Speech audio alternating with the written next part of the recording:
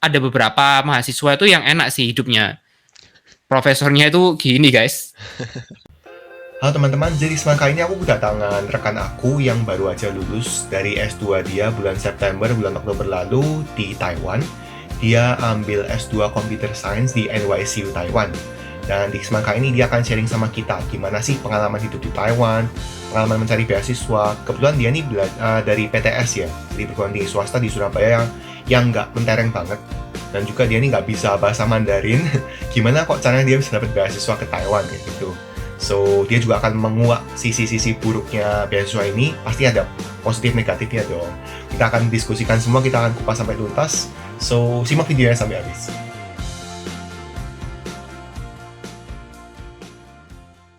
Ya, jadi aku sudah terhubung dengan rekan aku, si Christian di sini dari Taiwan. Ya, jadi bisa dilihat ya. Kamarnya lebih besar dari kamar aku. So, Christian, aku kasih kesempatan, boleh kenalin diri kamu dong. Nama, asal kota dari mana, usia, sekarang ngapain aja. Dan ya, kesibukan kamu lah kayak gitu. Silahkan. Hai teman-teman, namaku Christian Nathaniel Purwanto. Aku lulusan dari National Yangming Chiao Tung University, Taiwan. Sekarang aku lagi habis lulus, masih liburan sih. Habis ini bentar lagi aku masuk kerja. Ya, mungkin sekitar itu dulu. Oh ya, aku di sini kuliahnya ngambil jurusan Computer Science dan memang uh, ini lebih ke AI dan data science gitu-gitu. Menarik kan? Ya, jadi buat teman-teman, Christian ini lulusan MSc ya, jadi S2 Computer Science di Taiwan. Dan coba ada nggak background kayak kenapa sih kok kamu tuh kayak greget banget mencari beasiswanya? Kenapa kok harus dapat beasiswa? Apakah ada kesulitan yang menghalangi kamu untuk mendapatkan pendidikan lebih tinggi atau kayak gimana? Gimana sih kesulitannya kayak gitu? Oke, pertanyaan kan kenapa S2 di luar negeri? Jawabannya ada dua sih. Kalau secara keluarga memang dari orang tua itu pingin, bahkan dari emak engkong itu pingin anaknya itu ada yang paling enggak sekolah tinggi lah. Karena kan dulu zaman-zaman dijajah ya kan. Kita cuma sekolah paling SMA ya kan. Papa mama cuma sekolah maksimal S1. Jadi pingin dong anaknya sekolah S2 apalagi di luar negeri. Itu kan gengsinya beda. Nah, kalau dari alasan pribadi sendiri, tentu pengen melihat hal yang dunia yang baru. Karena ya jujur aja ini nggak pernah keluar negeri, guys. Ini waktunya pertama kali aku keluar negeri, yaitu ke Taiwan. Untuk masalah kenapa beasiswanya sendiri, jelas karena ini sangat membantu sih. Karena beasiswa, seperti yang kalian tahu, beasiswanya itu full. Jadi dapat uang tuition fee-nya itu dibayar. Kalau di Indonesia sih ngomongnya SPP ya, itu dibayar full. Lalu kalian mau ngambil SKS berapapun itu juga dibayar. Dan juga dapat uang uang saku. Itu aja sih. Ya, oke oke. Oke, jadi memang niatannya ini ingin memperbaiki pendidikan lah, jenjang pendidikannya tuh mencicipi jenjang Hmm. pendidikan yang lebih tinggi gitu. Ya benar sih, sekarang Yoi. kita nih banyak banget kesempatan ya Christian buat teman-teman sekalian, buat anak-anak muda Indonesia. Sekarang ini saat-saat yang bagus ya untuk mengejar pendidikan di luar negeri kayak gitu. Oke, kemudian tadi sempat bilang S2-nya Computer Science ya. Jadi kalau misalnya boleh tahu, waktu S1 tuh sudah pilih jurusan itu kah? Dan kira-kira jurusannya apa waktu S1 dan kenapa sih kok waktu S1 pilih jurusan itu? Nah, kalau tanyanya kenapa, agak mundur sedikit biar seru. Nah, dulu waktu TK kan kata mama itu aku sering pegang-pegang mainan yang itu loh apa komputer-komputer yang ada game Tetrisnya itu loh. Nah, ketika megang itu rusak, tapi aku suka tancap-tancapin terus dikasih kabel kabel apa bukan Ethernet, kabel yang kecil itu loh, kabel telepon kalau yang tahu. Nah, padahal ya nggak nyala, ya kan masih kecil, orang bisa nyalain game kayak gitu ya kan. Nah, dari situ udah kelihatan passionnya anak ini di komputer. Nah, terus sering berjalannya waktu, setelah SMP dan SMA ketemu David ya kan. Tahu dong remedi bro, remedi biologi, remedi kimia, fisika ya remedi dikit lah. Kalau matematika enggak. Nah, dari situ mulai ketahuan. Oh, ternyata untuk jenjang pendidikan yang arahnya ke biologi, arahnya ke kimia, dan arahnya mungkin ke sipil itu nggak cocok karena memang nggak bisa desain, nggak bisa arah situ. Tapi khusus di area komputer ini ada passion dan juga ada skill, makanya lanjut. Nah, S1-nya otomatis karena di Indo ini kan kalau di luar negeri kan ada dua kan, computer engineering sama computer science. Computer engineering itu lebih ke bagaimana kita develop komputernya secara hardware. Jadi entah itu chipnya, prosesornya dan lain-lain. Kalau computer science itu yang seperti kita tahu jadi programmer. Nah, karena di Indonesia penyetaraannya itu kalau nggak salah loh ya, correct me if I'm wrong. Computer engineering itu penyetaraannya masuknya kayak elektro, karena dia kan belajar IC, belajar elektronika yang chip-chip kecil itu. Nah, kalau aku penyetaranya di Indo namanya teknik informatika. Itu belajar bagaimana kita memprogram komputer, ya ada sedikit tentang hardware, tapi mostly tentang pemrogramannya. Gitu. Jadi dari S1 memang. Oke, siap. Dalam sekali ya pertimbangannya kayak gitu. Oke, terus kalau misalkan boleh tahu, memang sih tadi kan sudah dikasih tahu memang ada alasan dari keluarga mendorong kamu untuk mencicipi jenjang pendidikan yang lebih tinggi. Tapi apakah pikiran untuk S2 ini sudah kepikir mungkin dari S1 atau dari SMA? Iya, aku pasti S2 gitu. Apakah sudah ada pikiran kayak gitu dari dulu? Oh, benar, sudah.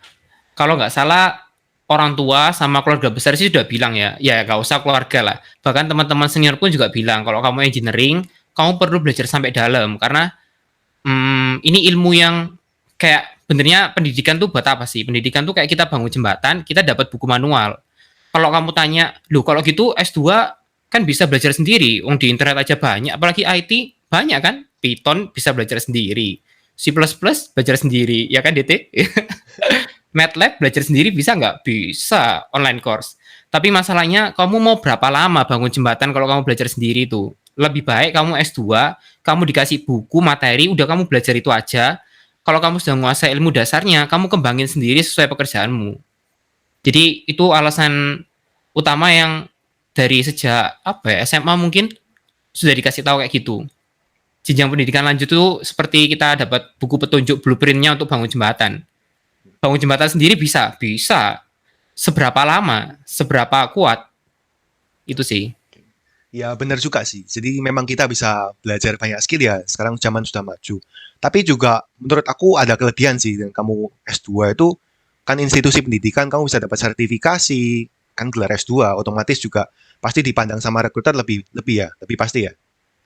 Jelas. Oke, siap. Kalau gitu lanjut ke pertanyaan selanjutnya. Kira-kira kenapa sih kok kamu nih maunya ke Taiwan dan ya kenapa kok harus di univ itu? Kayak gitu. Bisa ceritakan nggak?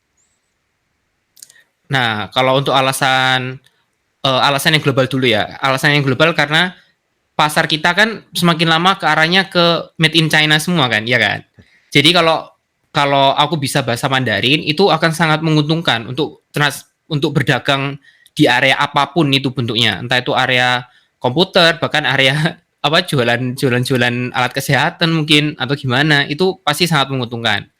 Dan salah satunya adalah tentu itu akan mengerucutkan pilihanku jadi China, Taiwan, Singapura, Hong Kong atau Malaysia, ya kan? Dan kita tahu pendidikan yang bagus ya semua bagus. Cuma yang deket dan bagus mungkin kata orang Singapura. Aku coba dong Singapura, tapi memang bukan jalan Tuhan di situ. Jadi nyoba gagal ya sudah. Berarti kalau satu pintu tertutup, coba pintu yang lain ke China. Kalau ke Hong Kong nggak sih? Ke Hong Kong, aku waktu itu nggak kepikiran ke Hong Kong. Ke ke Malaysia dulu. Aku juga nggak kepikiran. Jadi langsung ke China ya.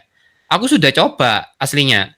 Sudah mas coba ke kalau kalian tahu itu salah satu univ terbaiknya yang bagian computer science itu namanya National Tsinghua University. Nah, dia ada di mainland China-nya. Itu udah dites. Aku lolos, guys. Lolos dari ngalahin puluhan ratusan orang. Tapi ketika interview sisa 10 orang, aku ingat kok 10 orang itu foreigner, 10 orang itu orang lokal. Kok ya nggak lolos gitu loh. Maksudnya kan ya aku kecewa kan. Tapi ya balik lagi. Kalau satu pintu tertutup, coba yang lain. Akhirnya aku coba di Taiwan. Coba beberapa kampus. Top university-nya kan kayak kalian tahu NTU, National Taiwan University. Itu kayak UI, Universitas Indonesianya kita. Itu the best. Tapi kembali lagi, pintunya tertutup hanya gara-gara dokumennya aku salah kirim atau gimana gitu. Jadi tahap awal, benar-benar awal seleksi dokumen itu sudah nggak keterima. Ya udah, aku nggak menyerah. Aku daftar lagi, daftar.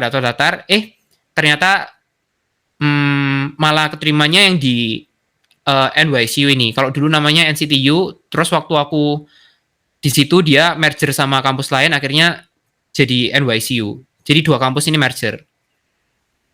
Gitu. Akhirnya di kampus ini. Oke. Jadi kayak nggak ada alasan yang Apa mungkin arahnya tuh memang arahnya kamu sudah yakin mau ke arah Asia kayak gitu, Hmm. ke arah Cina, ke arah ya negara-negara yang ada di situ.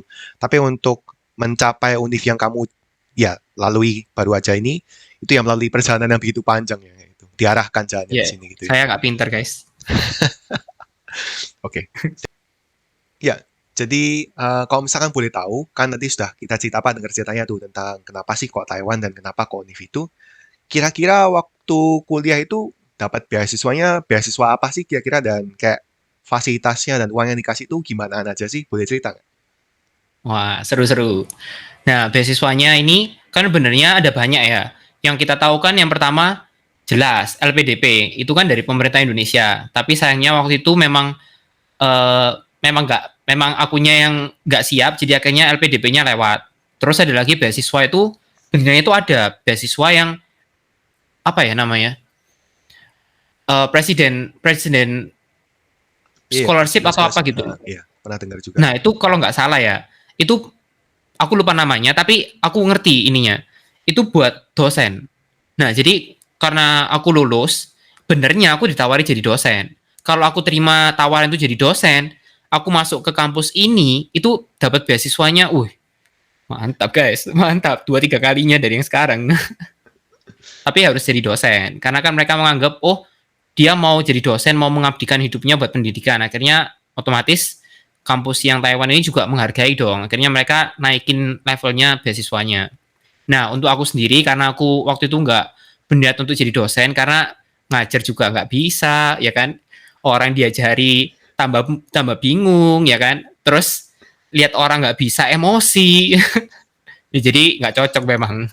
Akhirnya pakai beasiswa yang dari kampus. Kelemahannya sih, ya jelas nggak setinggi yang beasiswa yang lain, tapi untungnya nggak terikat kontrak. Jadi waktu ketika aku udah lulus, itu aku bebas mau kerja di mana, bahkan aku mau balik Indo pun bisa.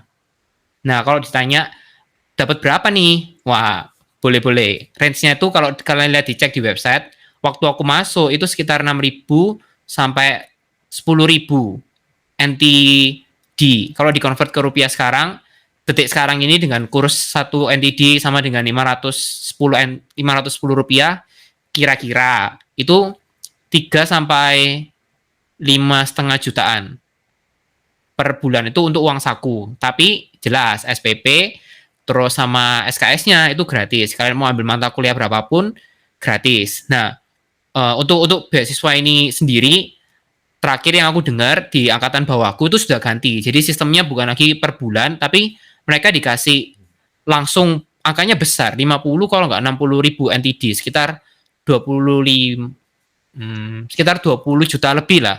Kenapa kok lebih? Karena uang ini mereka dikasih per bulan, tapi itu dilepas. Jadi kamu mau bayar SPP, SKS dan semua itu pokoknya kamu dikasih duit, kamu bayar semuanya urus sendiri.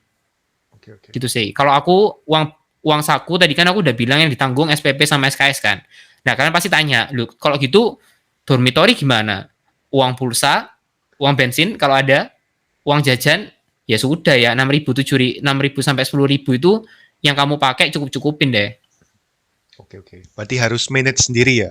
Dan sistem yang baru Hmm. ini berarti kayak dikasih uang dengan jumlah yang lebih besar, tapi kayak bahkan administrasi uang admin di univnya itu juga harus kalian atur sendiri ya. Kayak Iya. gitu. Oh, sedikit lebih memusingkan ya. Gitu. Oke Mau lah. mau tambah duit nggak? Mau tambah duit nggak? Ya gimana? Ada caranya. Oh, ada dong. Nah, enaknya tuh di sini kita part time-nya itu ada aturannya. Jadi 20 jam per minggu kalau nggak 20 jam. Nah, nggak hitung dulu ya daripada sesat. 20 jam per bulan kalau nggak per. Nah, anyway, yang pasti itu ada aturannya. Jadi kalian nggak bisa part time overtime gitu loh, karena ya baik lagi kalian kesini kuliah atau mau jadi pekerja kan beda. Nah, part time itu bisa di kalau yang normal ya kayak di restoran, di hotel dan lain-lain. Atau kalau kalian punya keahlian, kalian bisa di bengkel mungkin atau di konstruksi yang butuh keahlian. Nah, tapi di kampus juga bisa. Nah, khususnya yang di S2 ini kan kita aku nggak tahu ya kalau jurusan David mungkin. Tapi kalau di jurusanku computer science itu kita S2 masuk lab kan. Nah, lab itu kenapa bisa bayarin kita, ayo? Uangnya dari mana? Proyek ya. Yo, pinter. Jadi ada beberapa perusahaan kayak Microsoft, Google mungkin, atau perusahaan-perusahaan kayak bank besar-besarnya sini itu dia kerja sama-sama kampus untuk proyek. Nah, duit proyeknya buat beasiswanya kita. Nah, tapi di luar itu juga dari lab juga memberi karena anggapannya kan kita kerja proyeknya secara langsung kan. Kita hands on langsung di proyeknya. Kita juga dapat duit. Gitu. Jadi kalau ditanya beasiswanya kecil, ya kecil, tapi jangan lupa labnya itu juga ngasih. Dan ada beberapa mahasiswa itu yang enak sih hidupnya. Profesornya itu gini guys. Jadi waktu ngajar kuliah diajak anaknya jadi asisten. Nah itu tambah duit lagi. Oh iya. Ngecek ujian duit lagi ya kan. Semua duit. Ya. Oh iya, menarik juga nih. Apa begitu kamu bahas tentang part time nih jadi cukup menarik ya. Apa kira-kira standar gajinya berapa kalau misalnya part time? Dan kalau misalnya kalian nih memang pelajar Indonesia yang mau part time di Taiwan nih, kira-kira gampang atau susah? Kayak ada izinnya kah? Harus lapor ke supervisor kah? Atau kayak gimana gitu? Pertama dari caranya dulu aja. Caranya kalau aku boleh jujur gampang. Karena itu tinggal lapor apa ya istilahnya? Tinggal aplikasi online, tinggal kalian isi aja, kalian udah dapat suratnya. Tapi ini ada cara yang liciknya juga. Harusnya kalau secara etika kan kita izin dulu sama prof. Nah kalau profnya nggak boleh, berarti kan nggak boleh kan. Nah tapi karena di work permit-nya itu tidak menyertakan surat profesor, ya kan. Work permit mana ada surat profesor, surat orang tua, ya nggak ada. Kamu udah 18 tahun ke atas kok. Nah akhirnya ya udah loh anak-anak yang nakal-nakal yang nggak di sini prof ya akhirnya mereka part time sendiri di luar padahal di lab mereka sudah kerja tapi kalau dilihat dari sisi prof ya masuk akal sih karena kan prof juga mau kamu sekolah bukan kerja lagian toh ya prof juga kasih kamu project kok terus kalau ditanya gajinya per jam itu kalau nggak salah loh ya standarnya sekarang tuh 160 sampai 185 NTD alias 160 itu Hampir berarti 100.000 lah, 80-90 ribuan kayak gitu ya, rupiah. 70 sampai 100.000 per jam. Oke. Ya kaliin aja kamu mau kerja berapa jam. Ya, lumayan bersaing juga ya. Kalau misalnya di Eropa, terutama di negara Eropa Barat kayak aku ini, standarnya sih 10 euro per jam. Sekitar 160.000 per jam, itu minimal sih. Jadi, ya Woi. bersaing juga kayaknya Taiwan ini. Memang negara kaya. Menarik ya? Oke. Terus pertanyaan selanjutnya juga masih tentang beasiswanya. Ini sebenarnya kok bisa sih dapat info beasiswanya, dapat dari mana? Dan kira-kira prosedurnya itu kayak gimana sih? Susah kah? Atau kayak gimana? Boleh di-spill nih? Nah, ini ada kasih karunia sedikit di sini. Karena biasanya kan kalau kita daftar beasiswa kan kita jalur itu kan, jalur yang pendaftaran online dulu, ya kan. Jadi kita daftar bla bla bla bla. Nah, aku benernya sebelum jalur ini kebetulan ada kakak kelas itu yang excellent. Jadi ada 1, 2, 3 tuh yang terbukti memang excellent. Akhirnya kampus lihat dong, lu kamu dari negara mana, kampus mana. Akhirnya tertarik profesornya datang ke kampus. Ya benernya nggak ke kampus aku doang sih, ke kampus lain. Kampusku, kampus yang UKP juga. Kampusku kan di STTS, sekarang ganti nama jadi ISTTS. Ke ISTTS, ke UKP, ke mana lagi ya? Aku lupa ke beberapa kampus. Nah, ketika profnya datang, interview dong. Nah, otomatis sekolah supaya nggak ngadain kayak seminar gitu. Anak-anak suruh datang. Nah, terus habis itu kan ada sesi wawancara kan. Aku nggak tahu pertamanya wawancara ini buat apa. Aku kira cuma buat kenalan. Ternyata itu wawancara beneran buat masuknya. Nah, yang diwawancara itu kan waktu itu rektor bilang kan, semua asisten lab, asisten dosen harus ikut. Nah, kebetulan kan aku asisten dosen. Terpaksa ikut. Terus aku disuruh nyiapin kan, suruh nyiapin CV, suruh nyiapin apa ya udahlah aku nyiapin. Terus akhirnya nyiapin ini sih, ternyata ini yang sangat membantu. Aku baru sadar. Di S1 itu khususnya kan aku sadar sih, S2 kan ada yang beberapa yang by research, ada yang by course. Nah, mungkin kayak di Aussie mungkin by course ya. Jadi kalian lulus, asalkan sudah memenuhi course ya kalian lulus. Tapi kalau by research, kita ada standarnya. Kamu harus publish berapa paper, berapa jurnal baru bisa lulus. Gitu. Nah, ternyata gara-gara aku publish paper itu, profnya lihat dong. Akhirnya dia tertarik dan langsung memberikan satu surat Pertama aku nggak sadar suratnya tuh cuma kayak apa rekomen, tak pikir rekomen biasa. Ternyata ada tanda tangannya. Terus dia bilang, kan itu aslinya kertasnya berlembar-lembar kan, ada kayak iklan-iklannya sekolahnya, jurusannya, terus ada satu kertas sakti. Terus dia tanda tangan, terus langsung disobek kertasnya. Loh, aku kan jadi kaget tuh. Ngapain disobek kertasnya? Kok nggak semua jadi kasih? Profnya bilang, ini jangan sampai hilang ya. Ini harus kamu submit, terus kamu sertakan ya. Jadi file, ya intinya masukkan di pendaftaran. Oh, ya waktu itu aku ngeblank kan. Maksudnya, oh ya udahlah diikuti aja. Terus akhirnya dicoba dong daftar. Nggak lama masuk guys, langsung beasiswa. Gak pakai babi ibu interview. Oh iya. Karena ternyata itu interviewnya. Jadi memang publish paper, kalau itu S2, apalagi di jurusan computer science, itu ada untungnya sih. Ya, publish paper. Iya, dan buat teman-teman sekalian informasi juga, mungkin kampusnya si Christian ini juga sebenarnya bukan kampus yang benar-benar terkenal atau kampus yang besar banget gitu, enggak juga. Tapi gimana, apakah ada kesulitan gitu loh? Apa berasal dari kampus yang enggak terkenal? Apakah dipandang sebelah mata atau kayak mempersulit proses kamu? Ternyata juga enggak kan ya, gimana Christian? Pendapat kamu? Ya, kalau dibilang jeleknya ya kan, mau bilangnya nggak enak dikit, kan enak ngomongnya nggak enak dulu kan. Nah, kalau yang bilang nggak enaknya memang aku mengakui kampusku ini kecil kalau dibandingin kayak UKP, dibanding kayak Ubaya. Jumlah mahasiswanya itu dikit. Kamu satu angkatan mereka itu kayak 3 angkatan digabung. Nah, terus kalau masalah apa? Ya, masalah lain ya. Kan aku pernah daftar juga di Eropa kan. Aku iseng-iseng tuh daftar kayak DT juga kan di Eropa. Nah, ternyata nama kampusku tuh nggak masuk. Yang masuk itu kayak Ubaya, UKP, otomatis, what? Kampusku sekecil itu dah. Nah, tapi kalau dilihat baiknya, memang kampusku ini terkenal susah sih. Lulusnya itu nggak semua orang lulus. Semester 1, sepertiga hilang. Semester 2, 3 kan masih bertahan kan. Nah, waktu tengah-tengah, setengah lagi hilang. Jadi udah, tadi kan sepertiga ya. Terus ya paling sepertiga lagi lah. Jadi waktu mau lulus itu benar-benar sudah tersaring gitu.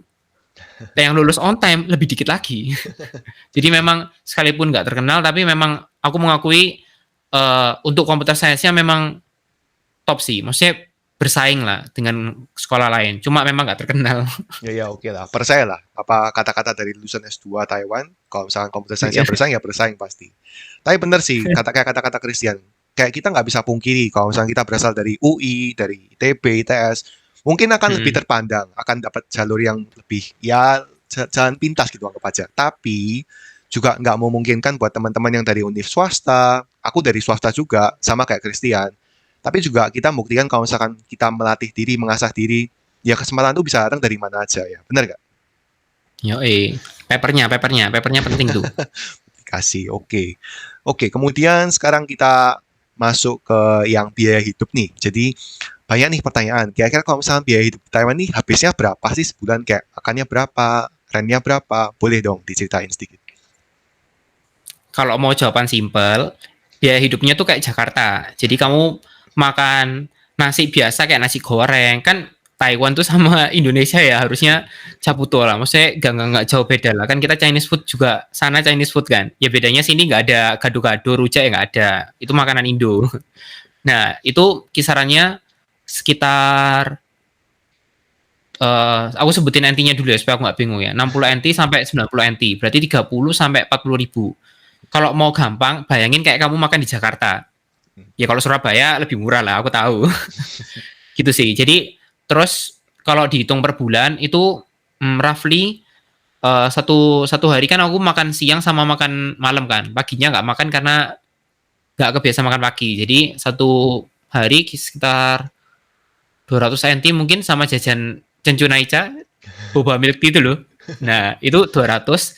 Kalau ya anggap aja 200-an lah. 200 kali 30 berarti 6.000 kan. Itu sekitar 3 jutaan. Nah, tapi kan jangan lupa kita juga shopping kan, ya kan? Isi kartu pulsa dan lain-lain.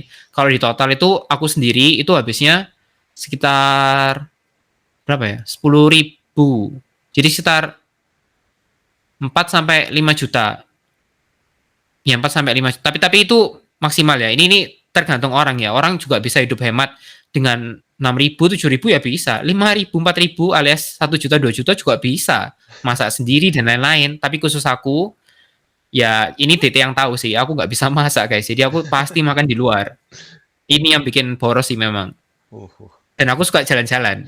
Sorry guys. Wih, tapi dari sharingnya si Christian nih ekstrem sih. Maksudnya bisa hidup 1-2 juta per bulan tuh. Kayak kamu pernah ketemu teman kamu yang benar-benar hidup kayak gitu? Pernah ketemu?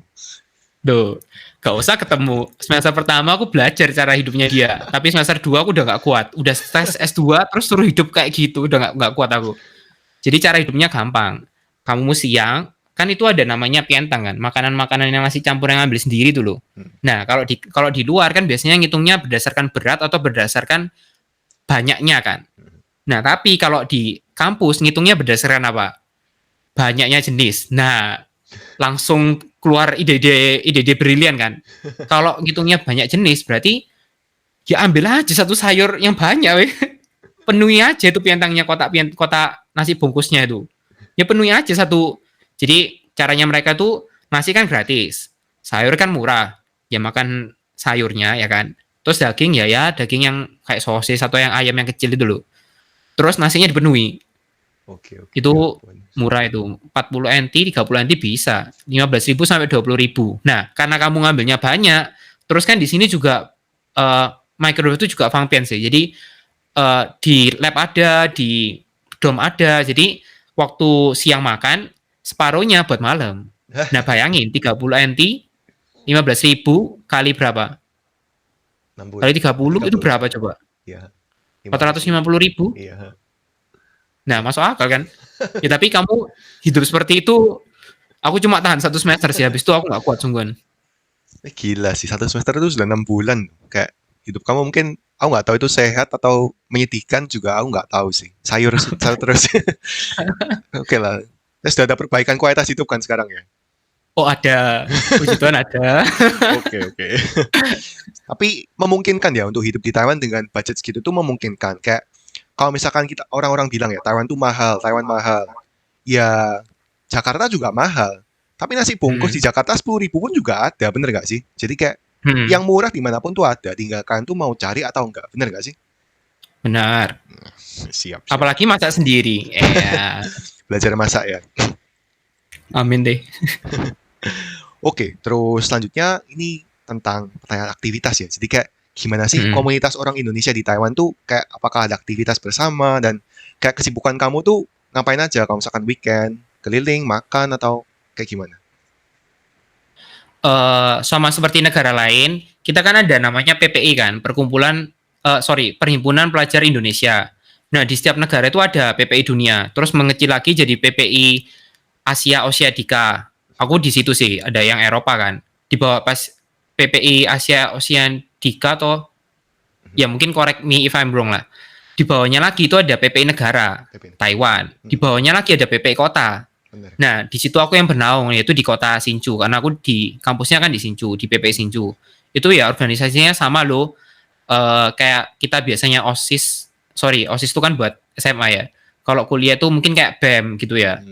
Ini sama kayak gitu. Jadi ada undang-undangnya, ada dasar-dasar organisasi, yang mirip kayak versi mini pemerintah lah.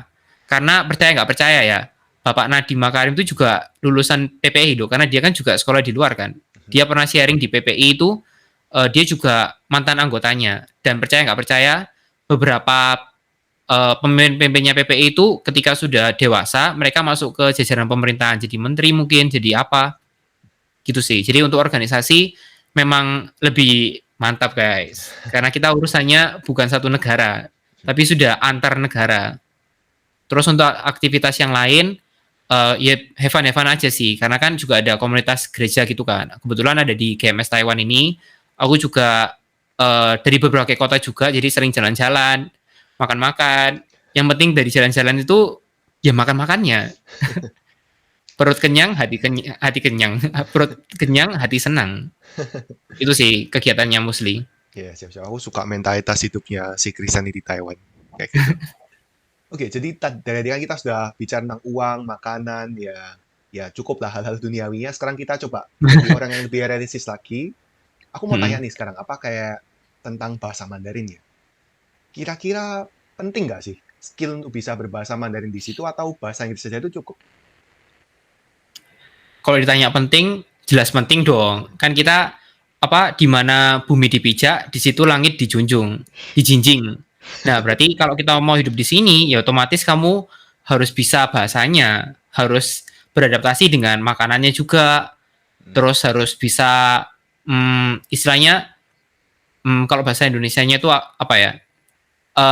Bercengkerama juga dengan orang-orang lokalnya. Karena mau nggak mau, kamu sakit ke rumah sakit, belum tentu loh rumah sakit tuh bisa semuanya Inggris kalau dia nggak rumah sakit yang besar.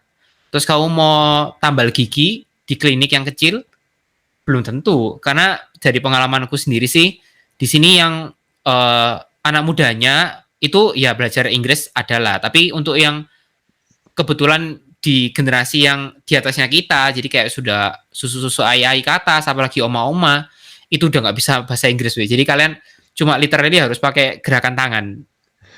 Bahasa Nah isyarat gitu. gitu ya? Yoi, tinggal tunjuk. Mau apa tunjuk. Makanya kalau ke restoran nggak bisa bahasa Mandarin, kamu lihat menunya ya kan, Google Translate terus tunjuk ini.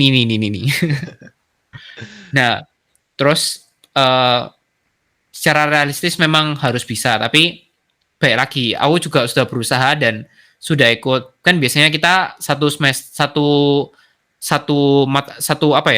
satu jenjang pendidikan S2 misalnya 4 semester itu cuma diwajibkan sekitar berapa ya? 4 atau 5 mata kuliah untuk semuanya. Nah, tapi karena gratis ya kan. Terus pengen belajar, akhirnya aku ngambil loh 3 sampai 4 per semester.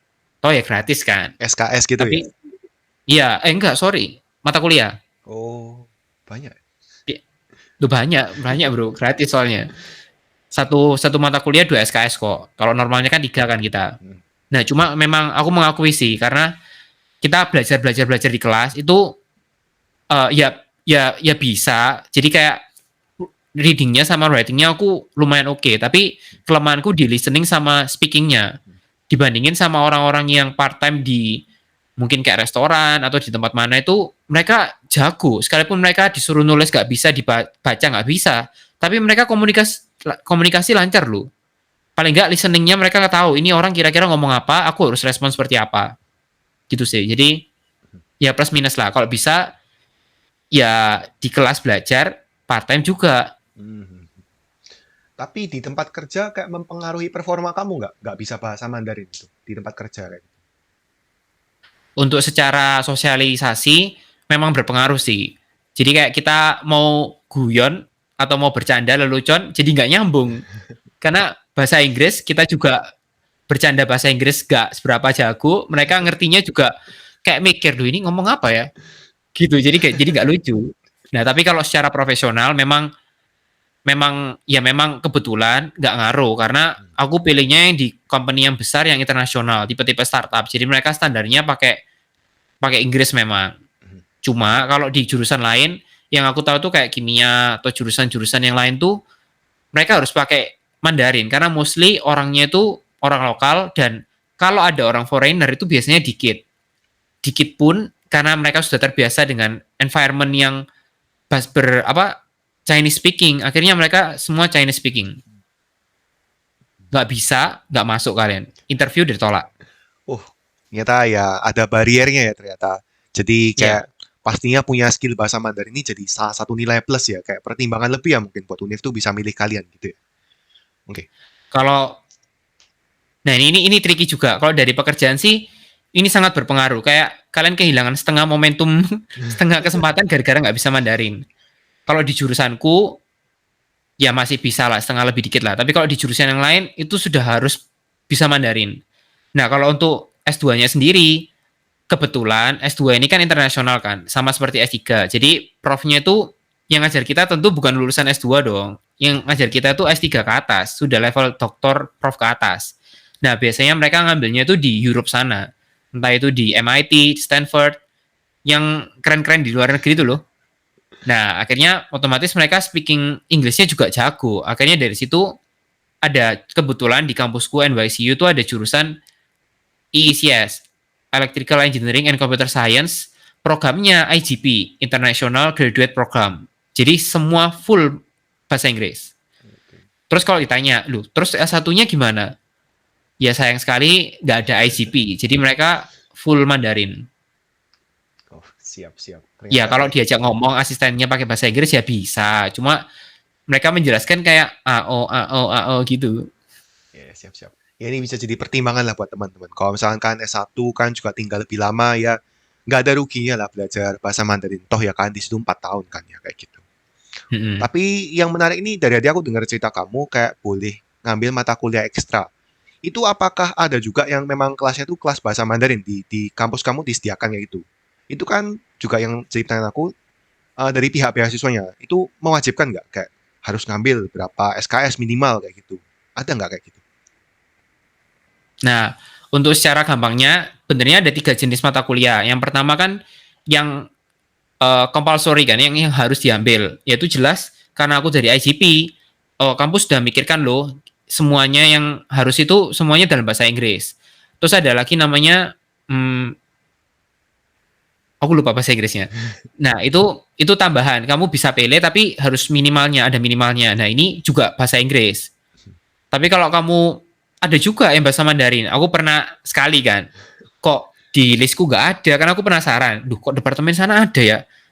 Terus aku coba dong.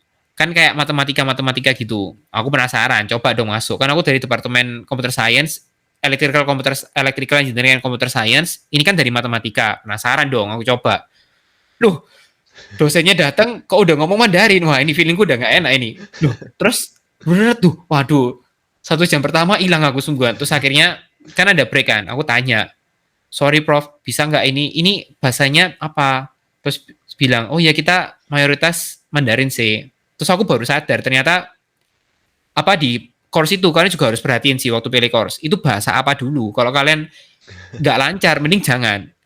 Mata kuliahnya itu sudah susah, terus kalian nggak paham bahasanya, itu sudah susahnya plus plus plus gitu sih.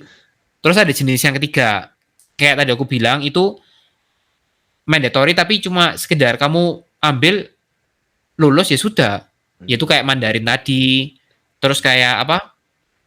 Ada namanya seminar sih, jadi diwajibin nonton seminar tesis berapa kali per semester gitu. Itu masuk yang ketiga. Compulsory harus tapi ya sekedar lulus, sekedar selesai ya sudah, nggak perlu sampai yang harus dapat A plus itu enggak sih. Ya, oke. Ternyata kayak gitu ya. Apa bagus sih sudah sama kampusnya tuh sudah ngatur kurikulumnya kayak gimana dengan sedemikian rupa sih. Jadi ya bagus, rapi lah kayak gitu. Oke, jadi kita akan ke pertanyaan-pertanyaan penutup ya. Kira-kira dari segala macam pengalaman kamu di Taiwan dan beasiswa hidup 2 tahun kayak gitu, kayak worth it gak sih kuliah di Taiwan dan kayak bisa ngasih kamu pandangan baru, pengalaman baru, apa yang ingin kamu ceritakan gitu? Kayak gimana sih mengubah hidup kamu jadi kayak gimana? Tentu bersyukur kan, apa ya puji Tuhannya dengan S2 ini eh, jelas mimpiku yang untuk sekolah luar tercapai, keluarga juga paling nggak membuat emakku bahagia ya kan, orang tua juga bahagia bisa sekolah tinggi kan enak kan, cucunya sekolah di mana, di sini di luar negeri. Nah terus dapat juga mengenal banyak orang dari sini, aku juga bisa melihat ternyata orang-orang luar negeri itu juga ada yang jago, ada juga yang nggak jago. Jadi kita selain kita nggak boleh sombong, tapi kita juga nggak perlu rendah diri. Karena tenang, di atas langit masih ada langit, tapi di bawahmu juga masih ada di bawahmu. Jadi kita bersyukur aja kamu bisa nyapa, fokus, dan jangan menyerah. Kalau dari hidupku sih, aku cuma bisa sharing simpel aja. Kalau satu pintu tertutup, tenang, masih ada pintu lain. Gedor aja satu-satu semua. Nanti atas izin Tuhan kan, yang itu ternyata jodoh. Akhirnya kebuka, kalian bisa masuk. Oke, Kalau siap. dibilang worth it, sangat worth it. Ya mungkin analoginya si Christian tentang pintu ini mirip sama mental aku sih. Kalau misalnya mental aku tuh lebih ke tebar jaring. Jadi tebar aja jaring yang banyak, pasti akan dapat ikan suatu saat kayak gitu. Tapi bicara tentang tebar jaring atau gedor pintu ini kan lebih kayak peluang dapat beasiswa atau dapat kesempatan pendidikan tinggi. Kira-kira uh, kayak gimana sih sebetulnya pandangan kamu tuh tentang beasiswa yang kamu dapat? Kayak kamu tuh benar-benar bersyukur atau sebenarnya ada unek-unek atau hal yang kamu simpan gitu? Kayak ya sebenarnya aku lebih senang sih kalau uangnya lebih banyak atau ya aku sebenarnya maunya dapat beasiswa yang lain tapi dapatnya yang ini atau kayak gimana apapun lah boleh kamu ceritakan gitu. Kalau positifnya, kali ini positifnya dulu aja. Oke. Positifnya itu aku kok positif? Negatifnya dulu aja biar sama. Oke. Nah, kalau negatifnya itu gini, negatifnya ya jelas aku menyesal dong. Harusnya aku meng-ACC keputusan untuk jadi dosen mungkin. Kan itu beasiswanya jadi lompat kan. Ya tapi memang nggak enaknya ya balik harus mengabdi berapa tahun gitu. Nah, terus menyesalnya juga beasiswanya itu harusnya aku kalau sudah persiapin dari awal, aku jadi tahu harus ngapain. Contohnya kayak aku gara-gara aku waktu itu sempat salah fokus ya, kan aku lulus 2018, terus aku keterima 2019 kan. Nah, ada jangka 1 tahun kan itu. Nah, itu aku benernya udah daftar kayak di Eropa tadi yang gagal itu kan. Nah, karena aku dulu nggak ngerti apa-apa, maksudnya aku nggak tahu gitu loh, aku harus gimana. Even aku sudah fokus ya teknik informatika, otomatis computer science kan. Tapi kesalahanku itu aku nggak menetapkan kampus yang mana, negara yang mana. Akhirnya aku ujian TOEFL IBT yang paling mahal. Kalau nggak salah dulu waktu itu 300 USD. Berarti dirupiahin ya sekitar 3,5 juta lah. Iya. Nah, ternyata di Taiwan itu dia accept TOEIC TOEIC. yang notabene lebih murah, nggak sampai 1 juta. Ya itu jangan mengulangi lah. Terus apalagi ya? Kayak gitu-gitu sih. Jadi itu yang menyesalnya karena memang dulu persiapannya kurang dan ya dibilang kurang pun ya itu sudah yang terbaik sih. Karena memang dulu jarang ada info-info yang seperti ini kan, video-video kayak gini. Tepuk tangan dulu. Siap. Jarang ada kayak gini. Jadi dulu nggak ngerti. Dulu beasiswa ya sudah, kalau nggak LPDP ya dari kampus, mana lagi. Kalau nggak dari negara ya dari kampus. Padahal aku juga setelah di sini aku baru tahu ternyata company itu juga ngasih beasiswa. Kayak dari ICDF dan lain-lain, dari company yang memang kalau kamu dikasih beasiswa sama mereka ya lulus kerja sama mereka loh. Tapi aku dulu nggak tahu. Gitu sih. Nah, kalau dari sisi yang ini kan sudah sisi yang jeleknya kan, aku menyesalnya. Sekarang aku bersyukurnya. Tapi ini bersyukurnya agak nggak enak sih, karena ini jadi menyangkut kepahitan yang lain, ya kan. Benernya tuh, kayak tadi aku bilang, beasiswa aku ini kan secara logika masuk akal, karena aku S2, risetnya buat kampus kan, projectnya buat lab, dapat dari duit jadi dari negara, dapat duit dari company juga, cengli kan, Iya. dapat duit, aku dapat beasiswa, karena aku kerja dalam bentuk secara halus, dalam bentuk outputnya paper, terus outputnya program untuk company, ya kan. Nah, tapi benernya ada sisi yang nggak enaknya juga di pihak lain, yaitu ada beasiswa. Kan Taiwan ini, ya kalau kalian belum tahu, ya ini tak kasih tahu. Ada beasiswa itu yang tidak seperti beasiswa. Karena gini, ada yang aku kenal ini kan, aku sekarang ada di selatan kan. Mostly company-company yang, ya ini cuma rumor lah ya, tapi ini bener kayaknya. Semakin ke utara semakin mahal, ya kan? Semakin ke bawah semakin murah. Karena yang atas-atas tuh kayak company yang besar-besar, terus yang bawah itu kayak yang udah pabrik-pabrik atau yang rumah-rumah gitulah. Ya ini pendapat orang lah. Ya aku setuju karena aku sudah mengalami. Kalau orang bilang yang lain ya nggak apa-apa. Nah, yang di selatan ini karena dia pabrik-pabrik, nah otomatis masalah yang mereka hadapi apa? Kekurangan orang. Bayangin ya, gaji Taiwan itu standarnya untuk S1 itu sekitar 35 sampai 40, 25 sampai ya kita bisa ambil yang paling rendah lah ya. 25 sampai 45 ribu NT. Berarti itu 12 jutaan sampai 22 juta per bulan. Gaji S1 itu S1 atau yang SMA ya. Kalau S2 itu sudah menyentuh 40 ribu, 50 ribu, alias 20 sampai 30 juta. S3 di atasnya lagi. S3 itu sudah langit adalah batasannya. Seberapa jago kamu, ya segitu hargamu. Ya kan? Nah, balik lagi ke pabrik-pabrik. Nah, bayangin ya, kalau gajinya segitu, otomatis orang pabrik mana mau digaji cuma 10 ribu, alias cuma 5 juta, 3 juta. Ya gak ada yang mau. Terus, akhirnya solusinya mereka apa? Nge-hire pelajar, supaya gajinya lebih rendah. Masuk akal kan? Nah, sekarang, pelajar mana yang mau dihargai segitu? Pelajarnya lokal. Orang tuanya lo bisa bayar sendiri pendidikannya. Solusi lainnya apa? Nge-hire orang luar. Nah, makanya mereka ada beasiswa itu yang 3 bulan kerja, 3 bulan sekolah. Udah nggak? Jadi dalam satu semester kan 6 bulan. 3 bulan pertama mereka kerja di pabrik, full kerja di pabrik dari pagi sampai malam. Ya gajinya ya relatif lah, maksudnya ya gaji-gaji orang pada umumnya lah. Nah terus 3 bulannya lagi mereka sekolah. Tapi jangan lupa mereka sekolah pun ada part time-nya juga untuk memenuhi kebutuhannya mereka sendiri. Jadi kayak kalau aku boleh bilang mereka sekolahnya nggak full sih. Udah jelas itu nggak full lah. Ini kita biasanya 6 bulan dapat full daging semua, mereka cuma setengahnya. Mhm. Dan setengahnya ini juga nggak full juga, karena ada yang nyambi-nyambi juga. Jadi di satu sisi aku bersyukur, tapi juga sedih sih. Tapi kalau dibilang fair, ya menurutku fair, karena anggapannya yang dapat beasiswa kayak gini tuh yang kayak SMA, SMK gitu. Jadi yang bukan yang sudah tahap profesional kayak S2 kita, ya kan? Oke. Jadi ya itu sih. Iya, ya, aku paham. Jadi fenomena ini kayak semacam outsourcing gitu ya untuk tenaga kerja dengan memanfaatkan peluang-peluang yang dicari sama pelajar internasional kayak gitu ya. Ini berarti lebih banyak di jenjang pendidikan yang SMA mau ke S1 gitu mungkin ya, kayak gitu. Ya benar, SMA kayak satu. Tapi ya ini to be fair ya, kan aku juga nggak bisa cerita yang jeleknya juga, karena aku harus cerita yang baiknya. Yang baiknya itu jelas. Anak-anak yang seperti ini, itu Mandarinnya jago banget. Gila, jago banget. Itu mereka ngomong, ya kan, kalau kamu nggak kenal, kamu bisa salah orang lu. Lu ini orang Taiwan bukan? Ternyata orang Indo ya. Terus habis itu, ya to be fair juga, ya memang gaji yang mereka dapat sekalipun rendah ya, tapi kan mereka ada ciapan-ciapan kan. Jadi ada nambah kerja overtime itu loh. Ya kalau di total ya jadinya juga 40.000 segituan, lebih tinggi gitu. Jadi ya Oke.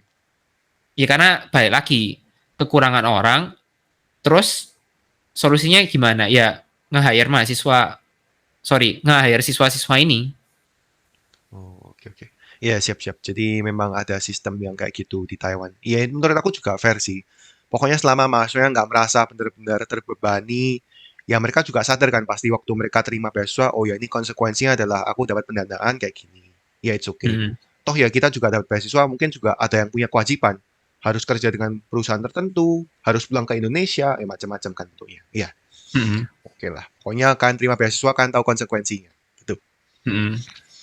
Oke, terus pertanyaan dua yang terakhir, yang ini kira-kira gimana nih? Sekarang kan sudah lulus S2 di Taiwan, terus rencana ke depannya nih kayak gimana? Rencana jangka pendeknya, rencana jangka panjangnya, kapan pulang Indo, kayak gitu.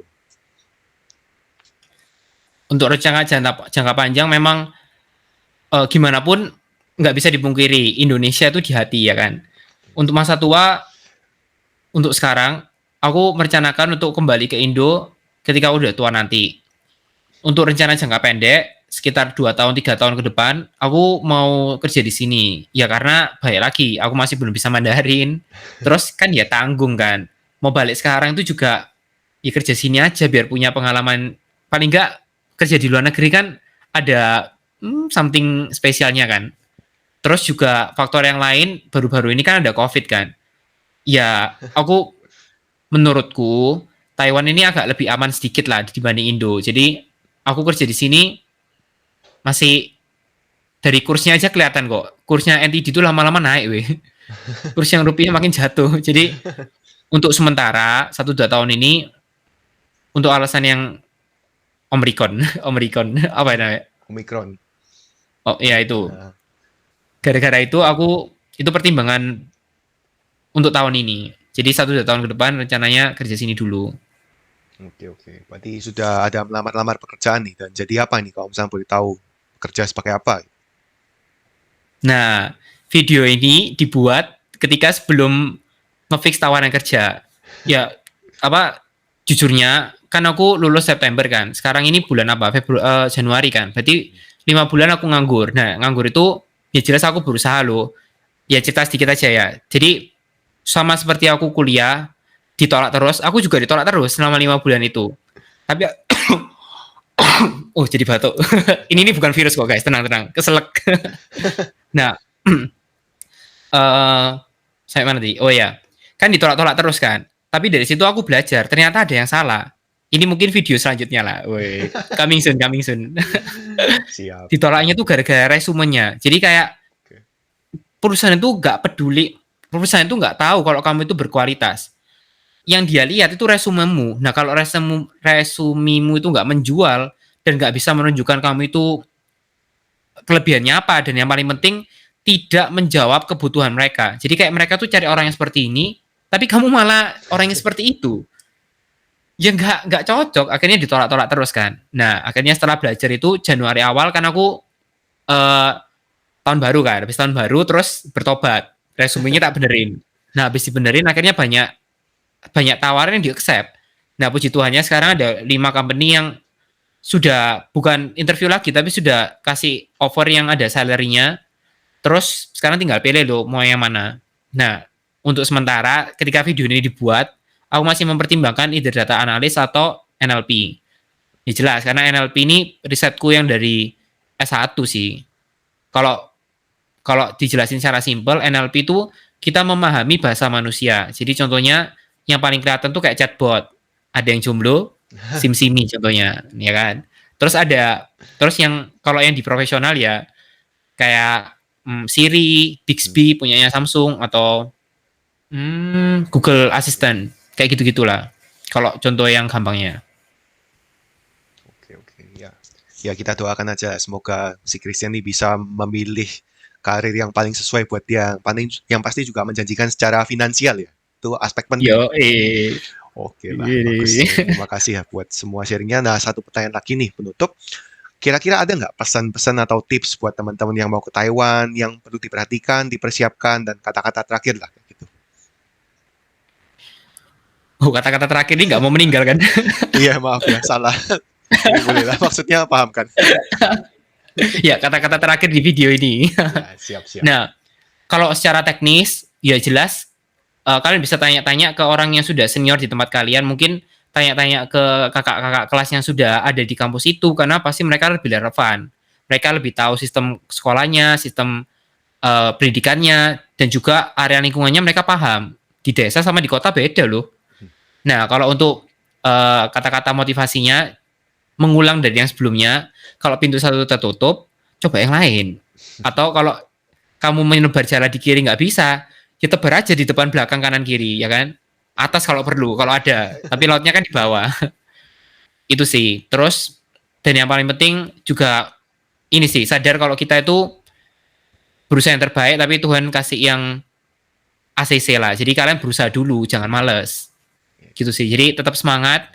Ditolak itu membuat kalian belajar, bukan membuat kalian menyerah. Supaya jadi lebih baik. Siap. Jadi memang penolakan tuh pendewasaan ya. Kayak jalannya kayak Baik. gitu.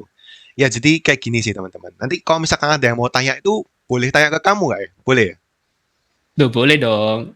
Gratis. Jadi aku sertakan nih apa sosial medianya si Christian nih ya di Instagram gitu. Buat kalian yang mau tanya-tanya tentang Taiwan atau tanya tentang computer science atau apapun, silakan tanya ke si Christian nih. Dan kalau misalnya boleh tahu, jomblo kan? Tuh. Sun. Oke ya. Loh, Jadi kalau David mau nikah ya? jadi itu bisa jadi satu aspek lah pokoknya. Terserah kalian mau kayak gimana. Tapi yang pasti baik Christian, aku maupun rekan-rekan Indonesia dimanapun tuh pasti welcome kalau misalnya kalian tuh mau tanya-tanya apa. Karena kita juga mau kalian tuh berkembang, kalian tuh bisa dapat peluang mengejar pendidikan yang lebih tinggi. Kayak gitu ya. So, thank you banget Christian sudah nemeni kita selama ya cukup lama ini. Ya, semoga kita bisa berjumpa di lain kesempatan. Mungkin kalau misalkan dia sudah bekerja, kita bisa dengerin cerita dia pengalaman bekerja di Taiwan. Gitu ya. Siap ya. Siap ya. Oke, kalau gitu. Alright. So, thank you banget Christian. See you next time. Yoi, bye-bye. Ya jadi mungkin itu ya, diskusi aku sama si Christian mungkin agak panjang, tapi ya semoga bisa ya membawa informasi baru buat kalian dan memberi gambaran gimana sih kurang lebih pendidikan di Taiwan dan cara kita bisa ke Taiwan ini ada banyak sekali cara yang adalah bervariasi kayak gitu ya. Kalau misalkan kalian suka video yang semacam ini, tulis aja di komentar di bawah. Nanti aku akan lanjutkan produksi video semacam ini. Kalau kalian ada request mau negara mana, juga bisa tulis di kolom komentar. Aku akan coba datangkan narasumber yang sekiranya menarik buat kalian. So, thank you for watching and see you on next video.